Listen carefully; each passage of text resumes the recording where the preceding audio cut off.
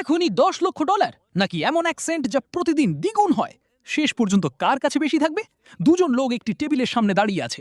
বাম দিকে $10 লক্ষ ভর্তি একটি সুটকেস, ডান দিকে এমন এক সেন্ট যা প্রতিদিন দ্বিগুণ হবে। প্রথম লোকটি সঙ্গে সঙ্গে সুটকেসটি তুলে নিল, দ্বিতীয় জন শান্তভাবে মুদ্রাটি নিল। প্রথম দিন প্রথম লোকটি একটি একেবারে নতুন গাড়ি চালিয়ে ডিলারশিপ থেকে বেরিয়ে গেল, দ্বিতীয় জন তার 1 সেন্টটি টেবিলের উপর রাখল।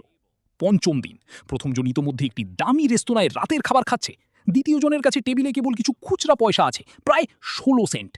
দশম দিন প্রথম জন একটি ঘড়ি এবং নতুন জামা কাপড় কিনল, দ্বিতীয় জন তার মুদ্রাগুলো গুনে দেখল, এখন পর্যন্ত মাত্র $5।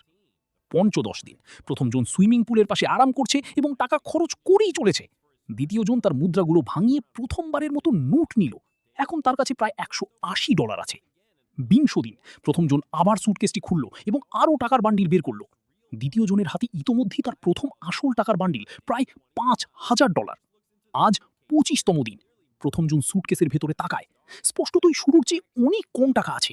দ্বিতীয় জন টেবিলের উপর টাকার মোটা বান্ডিলগুলো সাজিয়ে রাখে, তার কাছে ইতিমধ্যেই প্রায় $1,68,000 আছে।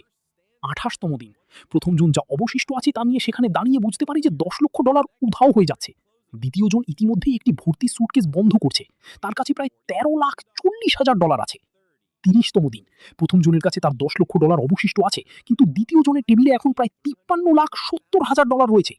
একজন শুরুতেই বড় কিছু বেছে নিয়েছিল, অন্যজন ছোট কিছু বেছে নিয়েছিল যা প্রতিদিন বাড়তে থাকে।